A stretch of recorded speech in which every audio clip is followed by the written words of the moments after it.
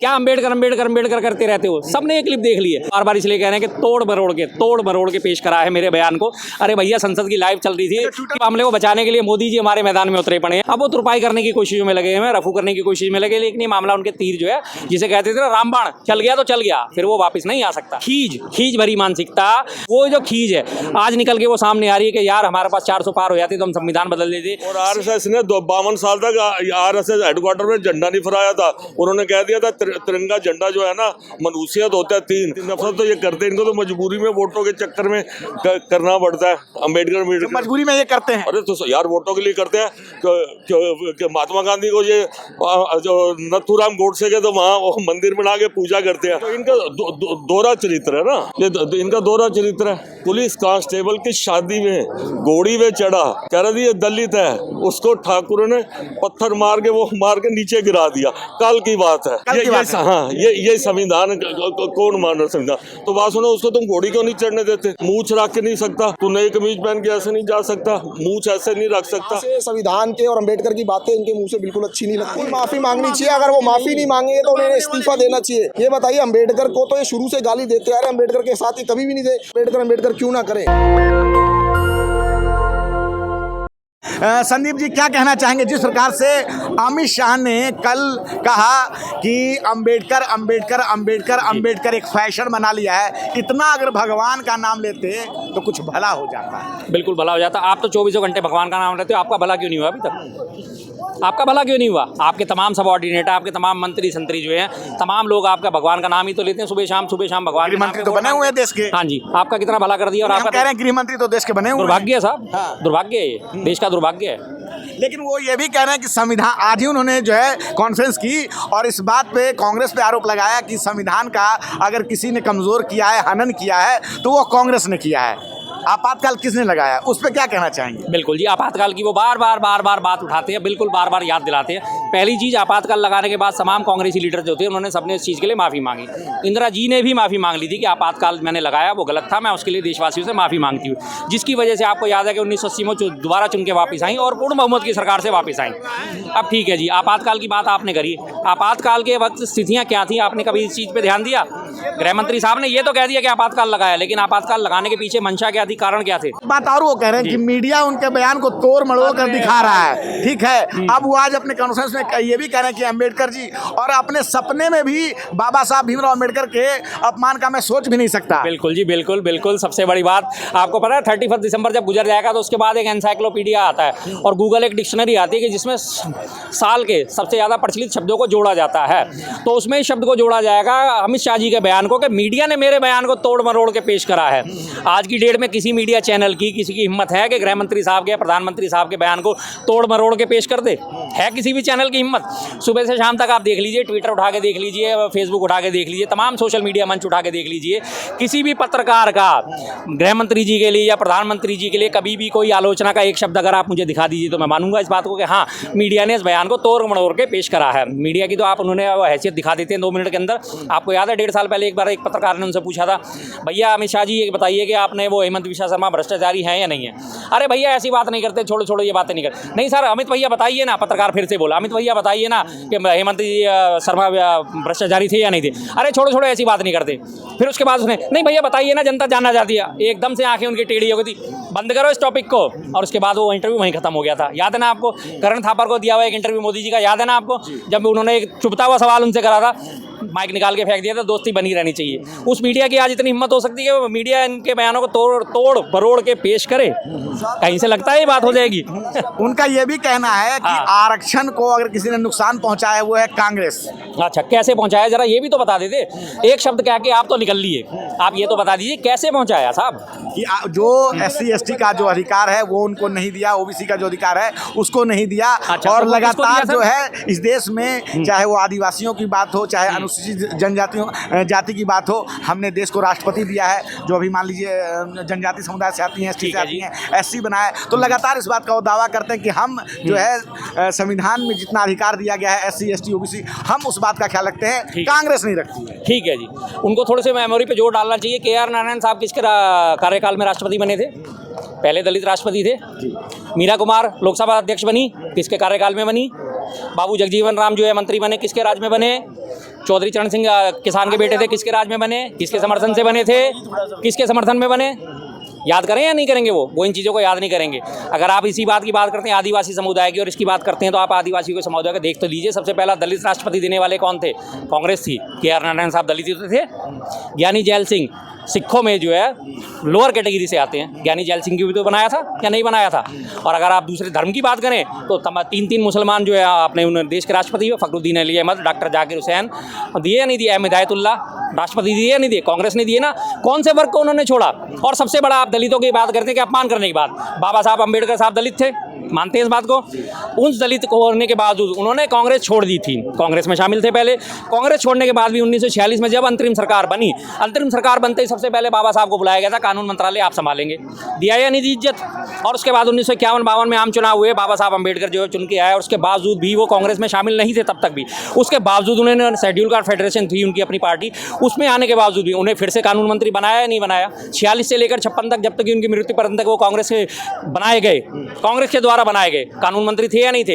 इज्जत दी या नहीं दी? सबसे पहले इज्जत दे दी उन्होंने। तो आप बता दो किसको इज्जत दी आपने? आपके राज में तो दलितों में, अभी आप ये देख लिए मध्य प्रदेश की बात करें तो दलितों के ऊपर पेशाब करा जाता है। अभी तक अमित शाह जो है माफी नहीं मांग रहे, सफाई जरूर दे रहे हैं, सफाई दे रहे हैं कि हमारे बयान को तोड़ मरोड़ कर पेश किया जा रहा है, हमने कोई अपमान नहीं किया, हम जो है संविधान को माथे से लगाते हैं, वो तमाम तरह की बात कर रहे हैं और मीडिया पे भी कह रहे हैं। और कांग्रेस के नेता, आम आदमी पार्टी और तमाम जो विपक्षी दल हैं उन पे आरोप लगा रहे हैं कि उन्होंने संविधान को नुकसान पहुंचाया। मीडिया पे एक्चुअली वो इसलिए गुस्सा है, मीडिया पे वो इसलिए आरोप लगा रहे हैं क्योंकि मीडिया बेचारा बहुत पंगु महसूस कर रहा है इस मुद्दे के लेकर। मीडिया किसी भी तरह से उनको डिफेंड ही नहीं कर पा रहा कि हम कहीं तो कहीं क्या, बोले तो बोले क्या। सबने देखा, तमाम लोगों ने देखा, और आज हर एक के लगभग हर दूसरे व्यक्ति के मोबाइल में वो क्लिप मौजूद है जो वो कितने गुस्से में कर रहे हैं, क्या अम्बेडकर अम्बेडकर अम्बेडकर करते रहते हो। सबने ये क्लिप देख ली है, सबके पास ये क्लिप पहुंच गई। अब किस तरह से इसको मामले को भरा जाए, किस तरह से इस का पैचवर्क पूरा करा जाए, किस तरह से जो फट गई है इसको कैसे रफू करा जाए, तो मीडिया के ऊपर वो गुस्सा इसलिए है। तो मीडिया को वो बार बार इसलिए कह रहे हैं कि तोड़ मरोड़ के पेश करा है मेरे बयान को। अरे भैया, संसद की लाइव चल रही थी, ट्विटर पे भी ट्रेंड कर रहा है कि टेंशन वाला मामला हो गया है और मोदी जी की और अमित शाह की फोटो साथ में लगी हुई है। क्या कहेंगे? अब आप सुबह से देख लीजिए, इस मामले को बचाने के लिए मोदी जी हमारे मैदान में उतरे पड़े हैं। ट्विटर पे कभी भी उनका रोज आमतौर पे 1 या 2 ट्वीट होते हैं रोज। आज सुबह से उनकी ट्विटर की झड़ी लगी पड़ी है और तमाम पूरे के पूरे 5-5, 6-6, 10-10 लाइनों के ऐसे लिखे जा रहे हैं, पूरे ग्रंथ लिखे जा रहे हैं ट्विटर पे, बचाने के लिए, बताने के लिए, बताने के लिए, दोनों कामों के लिए कि गृह मंत्री को मैं बचाऊं तो मैं बचूंगा, और वो अगर बताने के लिए कि उन्होंने ऐसा करा, उन्होंने वैसा करा, उन्होंने ये नहीं करा, उन्होंने वो नहीं करा, डॉक्टर साहब को जो है भारत रत्न नहीं दिया, ऐसा नहीं करा, वैसा नहीं करा। अब वो तुरपाई करने की कोशिशों में लगे हैं, रफू करने की कोशिश में लगे। लेकिन ये मामला उनके तीर जो है, जिसे कहते थे ना रामबाण, चल गया तो चल गया, फिर वो वापस नहीं आ सकता। अब ये वापस आने वाला नहीं। कभी कोई ऐसा मौका नहीं छोड़ते। हमने देखा है कि संविधान बदलने की बात उन्होंने कही, अब जाके उन्होंने अम्बेडकर जैसी बात कही। क्या कहना चाहेंगे, उनकी मानसिकता क्या रहती है? खींच भरी मानसिकता। आप ये देखिए, लोकसभा चुनावों से पहले उनका क्या नारा था? 400 पार करा दो, 400 पार, अब की बार 400 पार। और तमाम उनके जो लोकल लीडर थे, जो छोटे छोटे लीडर थे, तमाम MP जो थे, और दिया कुमारी वहाँ पे राजस्थान की उप मुख्यमंत्री, इन सबके बयान क्या थे? मध्य प्रदेश के मंत्री के बयान क्या थे? हमें 400 पार करा दो, हम संविधान बदल देंगे, यही सबके नारे थे। करीब 1 दर्जन लोगों ने जो है ये बयान दिया था, लेकिन इनकी खिलाफत ना तो मोदी जी ने करी, ना योगी जी ने करी, ना अमित शाह ने करी। बोल दिया, बात खत्म, हमें इससे कोई लेना देना नहीं। इन्होंने बोल दिया संविधान पार करा देंगे, तो बोल दिया तो ठीक है जी, ओके। अब अल्टीमेटली हुआ गया, जनता ने जाके 240 पे टिका दिया, घुटनों पे सरकार आ गई इनकी। N1 N2 के भरोसे आज इनकी सरकार चल रही है। अब वो जो खींच है आज निकल के वो सामने आ रही है कि यार हमारे पास 400 पार हो जाती तो हम संविधान बदल देते। सेम चीज़ आप इसमें देखेंगे, ये 1 नेशन 1 इलेक्शन का जो मुद्दा लेके आए हैं, कि आप भी जानते हैं, जो भी संविधान की समझ रखता है, जब तक लोकसभा में 367 वोट हासिल नहीं होंगे तब तक ये 1 नेशन 1 इलेक्शन का पास नहीं होगा, और राज्यसभा में 165 वोट नहीं मिलेंगे तब तक 1 नेशन 1 इलेक्शन जो है ज्वाइंट सेशन करा ले, तो किसी भी तरह से करा लें, नहीं मिलेगा इन्हें 2/3 पूरा प्रॉपर 2/3 सरकार बनाने के लिए। हालांकि 2/3 जो थे 543 सीटों में 272 सीटों की जरूरत पड़ती है। अब उस 272 में भी इनको 3 वोट कम मिले हैं, 269 वोट मिले इन्हें सेकंड बार वोटिंग कराने के बावजूद भी।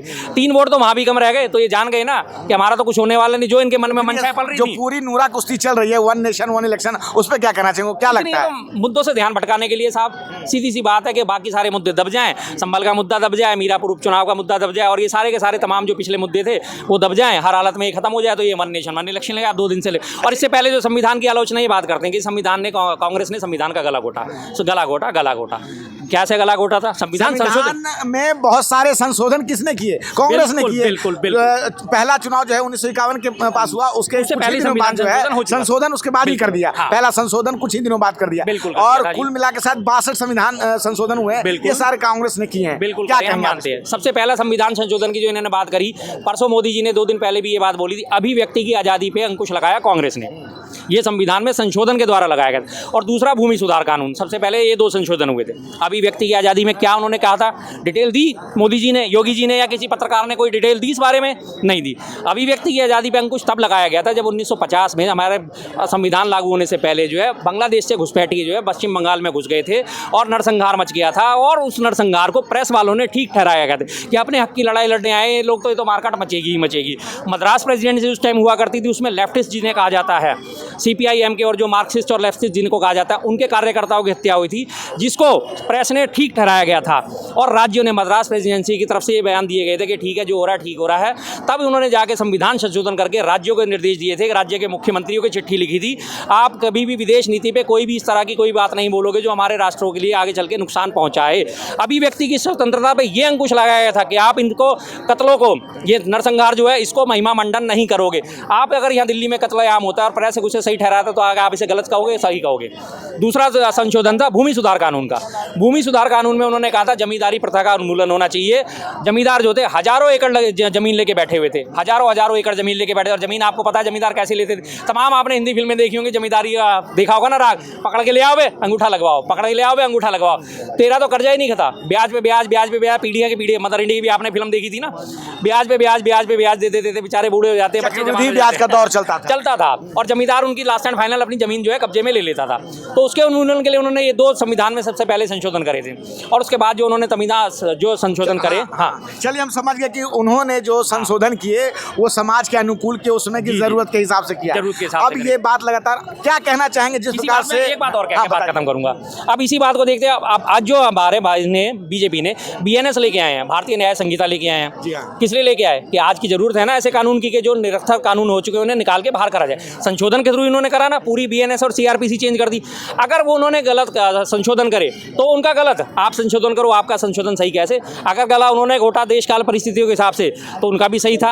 अगर आपने उन्होंने गला घोटा तो आप भी गला घोट रहे हो, अगर उन्होंने सही करा तो आप भी सही कर रहे हो, सीधी सी बात है। तो ये तो चलता रहेगा। अब आप 3 बारी मोदी जीता तो 3 बारी केजरीवाल भी इधर आ जाइए सर, क्या कहना चाहें? कल जिस प्रकार से गृह मंत्री अमित शाह ने कहा अंबेडकर अंबेडकर अंबेडकर अंबेडकर फैशन बना लिया है, इतना अगर भगवान का नाम ले लेते तो कुछ भला हो जाता है। बेटा ये है कि थोड़ा लोगों के वो टचिंग है आजकल खासकर, और वो शेड्यूल का शेड्यूल के लिए, तो उनको लगा कि इस तरीके से नहीं बोलते तो थोड़ा भाई इज्जत से नाम ले लेते। हालांकि उन्होंने किस कंटेक्स्ट में बोला होगा वो सही नहीं है। उन्होंने ये कहा कि फैशन बना लिया है। मैं यही कह रहा हूँ ना, उन्होंने किस कंटेक्स्ट में कहा, उन्होंने मैं सुना था, मैं स्टेटमेंट सुनी थी अंबेडकर अंबेडकर अंबेडकर। वो बोला यार अंबेडकर अंबेडकर क्या होता है, कोई वो अच्छा जो शेड्यूल का शेड्यूल था भाइयों की मैं पढ़ा था, बोला अच्छा कह रहा अंबेडकर अंबेडकर अंबेडकर 5 बार मतलब करते हो, इतना भगवान का नाम लो। वो कहते हैं हमारे लिए तो अंबेडकर भगवान है, तुम्हारे तो अंबेडकर भगवान है। तो उनको ये लगा थोड़ा ठीक। आपको क्या लगता है उनका बयान सही था उस दौरान जो कल उन्होंने कहा, आपने वीडियो देखा है उनका? क्या आपको ये जो रवैया था जिस प्रकार से बाबा साहब अंबेडकर को लेकर अंबेडकर मतलब थोड़ा सा लय में बोल गए, उनकी भावना चाहे नहीं होगी, मैं ये नहीं कह रहा भावना होगी। आपको लगता है कि भावना थी या नहीं थी? क्योंकि आपने वो वीडियो देखा है और जिस प्रकार से भगवान का नाम लेते हैं। पेरेंट संस्था थी ना हिंदू महासभा है, और RSS ने 52 साल तक RSS हेडक्वार्टर में झंडा नहीं फहराया था। उन्होंने कह दिया था तिरंगा झंडा जो है ना मनुष्यत होता है 3, और ये संविधान है ना इसको करना नहीं चाहिए। और बाबा अम्बेडकर को उनको इतनी गाली दी थी, नफरत तो ये करते, इनको तो मजबूरी में वोटों के चक्कर में करना पड़ता है। अम्बेडकर मजबूरी में ये करते हैं। अरे तो यार वोटों के लिए करते हैं। महात्मा गांधी को ये जो नथुराम गोडसे के तो वहाँ वो मंदिर बना के पूजा करते हैं, और बाहर जाके गांधी के माथा टेकते हैं, काहे को टेकते हैं? मतलब ये जो दोहरा रवैया करते हैं तो इस पे क्या कहना चाहेंगे कि पहले तो राजघाट पे जाके पुष्पांजलि करते हैं और उधर नाथुराम की पूजा करते हैं, नाथुराम की बुराई नहीं करते। तो इनका दोहरा चरित्र है ना, इनका दोहरा चरित्र है। ये कहते हैं इसके कि ऐसे, और खुद ही कह रहे आपने जवाब का सवाल ही, दोनों चीज़ें कवर होगी, सवाल जवाब कि एक तरफ वो करते हैं, मतलब सब वोटों की राजनीति करते हैं। अगर ये कह रहे हैं इसका क्लिप नहीं था, 1 मिनट के लिए मान लेते हैं आपको क्लिप का नहीं था, ये कई होंगे इसमें बीजेपी के सपोर्टर होंगे जो कहेंगे हम जनरल पब्लिक हैं, वो कोई बात नहीं, हमें फ़र्क नहीं पड़ता। ये कहते हैं जी आलू से सोना निकला तो राहुल गांधी को पप्पू का तो सवाल, ये मोदी ने कहा था और राहुल ने उसको कोट करा था, इन्होंने उसको कट करके एडिटिंग करके राहुल के नाम सौंप दिया था। तो इन्होंने भी, अगर आप कहते हो यार सेकंड करा तो इसने करा था। राहुल गांधी ने अमेरिका में क्या कहा था, कह रही है आरक्षण होना कि चाहिए कि नहीं, उसने कहा था जब तक शेड्यूल का जो हमारे भाई हैं दलित भाई, जब तक हमारे लेवल पे नहीं जब लेवल पे आ जाए तो करो। मतलब एक शेड्यूल का भाई जो जिसको घोड़ी पे नहीं चढ़ने दिया जाता, अगर वो हमारे लेवल पे आ जाए, उसने ये कहा था भाई बराबर हो जाए, तो जब तक मिलना चाहिए। तो अम्बेडकर साहब भी यही कहते थे जब तक वो नहीं आते। कल आपको पता, आज आप तो अखबार पढ़ते हो, बात सुनो, पुलिस हेड कांस्टेबल, पुरानी बातें भी हुई हैं, पुलिस कांस्टेबल की शादी में घोड़ी में चढ़ा, कह रहा ये दलित है, उसको ठाकुर ने पत्थर मार के नीचे गिरा दिया। कल की बात है, ये संविधान कौन मान रहा संविधान? बताओ यार, वो उस घर में पैदा हुआ, हम पंजाबी या जो भी जनरल कास्ट है या ब्राह्मण है या जाट है बनिया, कोई हर कोई अपने अपने उसमें पैदा हुआ है। तो बात सुनो, उसको तुम घोड़ी क्यों नहीं चढ़ने देते? मूछ रख के नहीं सकता, तू नई कमीज पहन के ऐसे नहीं जा सकता, मूछ ऐसे नहीं रख सकता। क्या लगता है इस तरह की जब स्थिति, बहुत सारे लोग कहते हैं कि अब देश में जातिवाद नहीं है, आपको, आपकी अपनी उम्र है, आपने इतना सब कुछ देखा है, आज भी देख रहे हैं, क्या लगता है देश में जातिवाद है कि नहीं अभी? बहुत जी, जातिवाद तो हजारों साल से हमारा हिंदू धर्म, जिसको सनातन धर्म, वैदिक धर्म कह दो, हजारों साल पुराना है। मुसलमान 1500 साल पहले है। मैं मुसलमान क्यों कह रहा हूँ उसमें अभी आता हूँ। तो ये जाति धर्म किसने बनाया? हम हिंदुओं ने बनाया ना।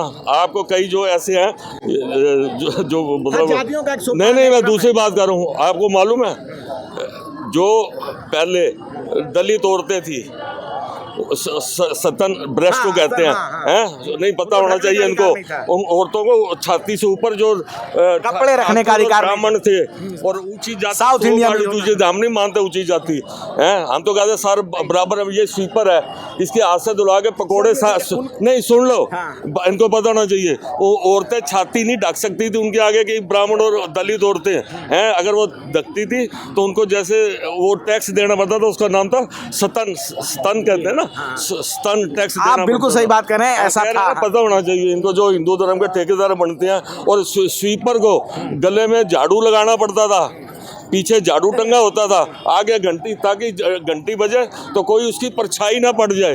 और यही जो गुरु द्रोणाचार्य ने क्यों उसका अंगूठा काटा था, क्योंकि मैं दलित को शिक्षा नहीं देता, आदिवासियों को शिक्षा नहीं देता, वो अर्जुन से ज़्यादा उसका अंगूठा काट दिया ताकि वो धनुष ना चला सके। तो मैं ये आपके सवाल का पूरा जवाब तो यही है कि जातिवाद तो चलता ही आ रहा है। और कल पुलिस कांस्टेबल को घोड़ी पे नहीं चढ़ने दिया। एक दिन पहले एक आर्मी का था, वो पुलिस वाला था, जो पूरी वो फोर्स लेके, 4 थानों की फोर्स लेके वो घोड़ी पे चढ़ा, चाहे वो आर्मी का था या that is not the issue. मैं तो कह रहा हूँ चाहे वो जूते गठने वाला हो, वो अलग बात है, लेकिन एक आर्मी वाला पुलिस यूनिफॉर्म की अभी पुलिस वाला जब सब कानून का रक्षक, कानून का मतलब जिस एक वर्दी वाला बंदा घोड़ी पे नहीं चढ़ सकता अपनी शादी में, तो बताओ हमारे यहाँ जातिवाद अपने आप या बेटे। सोचिए कि कितनी बड़ी बात कही साहब ने कि जो मतलब जो कानून के रक्षक हैं, जो काम कर रहे हैं उस क्षेत्र में, उनको घोड़ी रखने का अधिकार नहीं दिया गया है। तो भाई साहब क्या नाम है आपका, कहाँ से हैं आप? मैं दिल्ली का ही पैदाइशी हूँ, सरकारी नौकर, रिटायर्ड हूँ। तो ये आप जब इस तरह की स्थिति देखते हैं तो कैसा, लोग कहते हैं कि अब देश में जातिवाद नहीं है। बाबू जी कल की बता रहा हूँ आपको घटना, आप आज की अखबार में भाईचा साहब नहीं पढ़ पाए होंगे, रात नहीं है, हमें पता है। हाँ, तो फिर जातिवाद नहीं है, फिर उसको क्यों मारा शेड्यूल कास्ट को यार घोड़ी चढ़ने से। अब अपने मुद्दे पे लौटते हैं, जो बाबा साहब भीमराव अम्बेडकर को लेकर जो उन्होंने टिप्पणी की, क्या लगता है उनको माफी मांगनी चाहिए कि नहीं मांगनी चाहिए? कह दे कि मेरी ये भावना नहीं थी, मेरे मुंह से ऐसे गलती से निकल गया, आपको दुख पहुंचा, मैं माफी मांगता हूं। आरोप लगा रहे हैं कांग्रेस के ऊपर कि संविधान पढ़ते रहो तो बाबूजी चलते रहेंगे। और वो प्रत्यारोप पर चलते हैं। देखिए, अंबेडकर का तो शुरू से अपमान करते आ रहे हैं आरएसएस, हिंदू महासभा और बीजेपी के लोग। जब संविधान पास हुआ था, अंबेडकर को जो है गुरु गोलवलकर अपने आप आरएसएस के मुखपत्र पढ़ लेना, उसमें लिखा था कि इन्होंने मनुस्मृति का ध्यान नहीं रखा, ये तो अच्छा संविधान नहीं है। अच्छा, आप देख ले, सावरकर ने कहा था इसमें किसी तरह की भारतीयता नहीं है संविधान के बारे में। अच्छा, आपके जो पंडित दीनदयाल उपाध्याय, उन्होंने कहा था it is a foreign document written in foreign language will never be accepted by the Hindus. तो संविधान का तो शुरू से विरोध करते हैं। उसके बाद हिंदू कोड बिल जब अंबेडकर लेकर आ रहे थे तो श्यामा प्रसाद मुखर्जी संसद के अंदर खड़े होकर अंबेडकर का विरोध कर रहे थे, और संसद के बाहर आरएसएस और करपात्री महाराज और हिंदू महासभा बाहर विरोध कर रही थी। तो अंबेडकर के कब से ये साथ थे। सावरकर ने अपने कलेक्टेड वर्क्स में पढ़ लेना, मैं अपने कहीं और से रेफरेंस नहीं ले रहा, कलेक्टेड वर्क्स ऑफ सावरकर, जिसमें सावरकर समग्र के नाम से छपा हुआ है। सावरकर ने ये लिखा है कि भाई अंबेडकर की जब उन्होंने बौद्ध धर्म अपना लिया था ना, हिंदू धर्म छोड़ के, तो उन्होंने उसमें लिखा था कि आज जो है अंबेडकर की भांगड़ प्रतिज्ञा भंग हो गई, ये एक नीच और निर्लज व्यक्ति है। इस तरह के शब्दों का प्रयोग जो है सावरकर ने अंबेडकर के लिए करा था, और अंबेडकर का तो शुरू से विरोध करता है। पर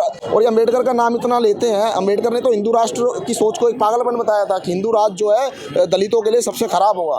तो कब से ये अंबेडकर का नाम लेने लगे। और रही बात कांग्रेस की, तो कांग्रेस ने, जवाहरलाल नेहरू ने, महात्मा गांधी ने अंबेडकर को अपने कैबिनेट में जगह देकर कानून मंत्री बनाया था। वो तो कांग्रेस से नहीं थे, पर फिर भी बनाया था उनको मंत्री। और उसके बाद अगर आप देखो तो उन्हीं की नेहरू के साथ पार्टनरशिप थी, राजनीतिक पार्टनरशिप के चलते हुए हिंदू कोड बिल्स आए थे। हिंदू कोड बिल्स के अंदर जो है हिंदू महिलाओं को अधिकार मिले। अभी ये बहुत झुंझुना बताते हैं कि हमने जो है ट्रिपल तलाक खत्म कर दिया मुस्लिम महिलाओं के लिए, ये वो। कभी हिंदू महिलाओं की भी बात कर लो। हिंदू महिलाओं को अधिकार देने में जो कांग्रेस और नेहरू और अंबेडकर ने मिलकर जो काम करा था, Hindu code bills, Hindu marriage act, Hindu succession act, वो लेकर आया था। आप देखो हिंदू मैरिज एक्ट में है क्या, हिंदू मैरिज एक्ट में हिंदू महिला को भी जो है तलाक का अधिकार दिया है, ठीक है। हिंदू सक्सेशन एक्ट में जो है पिता की जो संपत्ति है वो बेटी और बेटे में अगर विल नहीं छोड़ता है पिता, तो उसमें दोनों में बराबर डिस्ट्रीब्यूट होगी। ये अधिकार भी हिंदू कोड बिल्स में कांग्रेस और अंबेडकर लेकर आए थे। तो कांग्रेस तो हमेशा अंबेडकर के साथ कंधे से कंधा मिला के आगे बढ़ी है। तो ये हम कहना चाहते हैं, अमित शाह का बयान बिल्कुल निंदनीय है। अंबेडकर को जो है, आप किसी भी दलित के हरिजन के घर पे चले जाओ, अंबेडकर के साथ महात्मा बुद्ध की फोटो वो लगाते हैं, और भगवान से भी बढ़कर वो जो है अंबेडकर को मानते हैं। तो इस तरीके से अंबेडकर का अपमान करोगे तो लेकिन कांग्रेस पे आरोप लगाया जाता है कि इन लोगों ने जो है आपातकाल लगाया था। मैं कह रहा हूँ आपातकाल बिल्कुल गलत था। आपातकाल लगाया था, श्रीमती इंदिरा गांधी ने खुद ये अपनी गलती स्वीकारी थी कि मेरे से गलती हुई है, और उसके बाद 1980 में उनकी पूर्ण बहुमत की सरकार आई थी। पर आपातकाल को बाला साहब देवरस जो तत्कालीन सरसंघचालक थे, उन्होंने पत्र लिखकर इमरजेंसी का समर्थन करा था। वो कहोगे तो मैं पत्र आपको दिखा सकता हूँ, वरना गूगल पे सर्च कर लो, आराम से आपको पत्र मिल जाएगा कि बाला साहब देवरस ने इमरजेंसी का समर्थन करा था। तो ये कहाँ से संविधान के और अंबेडकर की बातें इनके मुंह से बिल्कुल अच्छी नहीं लगती। अब अमित शाह कह रहे हैं कि मीडिया तोड़ मरोड़ कर बयान दिखा रहा है, क्या कहेंगे इस पे? कोई तोड़ मरोड़, आप सर देखो ना, माफी मांगनी चाहिए, बिल्कुल माफी मांगनी चाहिए। अगर वो माफी नहीं मांगेंगे तो उन्हें इस्तीफा देना चाहिए। ये बताइए, अंबेडकर को तो ये शुरू से गाली देते आ रहे, अंबेडकर के साथ ही कभी भी नहीं दे। और ये इन्होंने जो बयान दिया कि अंबेडकर अरे अंबेडकर क्यों ना करे। अंबेडकर ने खुद नहीं कहा कि वो भगवान का अवतार है, वो तो मोदी जी ने कहा था कि वो एक अवतरित पुरुष है, बायोलॉजिकल नहीं है, मोदी जी ने कहा था ना। और अंबेडकर का सम्मान इतना है। अब अमित शाह ये भी कह रहे हैं कि मैं तो सपने में भी नहीं सोच सकता हूँ कि मैं बाबा साहब भीमराव अंबेडकर का अपमान करूँ। सर आप इनके जितने भी बड़े बड़े जो वो है, सावरकर को पढ़ लो, दीनदयाल उपाध्याय को पढ़ लो, गोलवलकर को पढ़ लो, गालियां देते थे अंबेडकर को। रामलीला मैदान में खड़े होकर गालियां देते थे कि अंबेडकर जो है ये हिंदू कोड बिल्स ला रहा है, ये कभी हिंदुओं को स्वीकार नहीं होगा। हिंदू महासभा के करपात्री महाराज जो अंबेडकर के बारे में क्या क्या नहीं उन्होंने रामलीला मैदान में खड़े होकर कहा। तो इनके तो जो बाप दादा जो राजनीतिक पुरखे हैं वो तो अंबेडकर के खिलाफ थे। और अंबेडकर जो आज अमित शाह के मुंह से जो निकला है, जो उन्होंने बोला है, उससे उनकी मानसिकता दर्शाता है वो कितने अंबेडकर विरोधी हैं, कितने वो मनुवादी, संविधान विरोधी और मनुवादी संस्कृति के हैं। नेशनल दस्तक की आपसे गुजारिश है कि अगर इसको बचाना चाहते हैं तो नेशनल दस्तक को सब्सक्राइब करने के लिए रेड कलर के सब्सक्राइब बटन को दबाएं, फिर बेल आइकन की घंटी दबाएं। नेशनल दस्तक को बचाने के लिए बहुत जरूरी है कि हर खबर को शेयर करें, लाइक करें, कमेंट जरूर करें।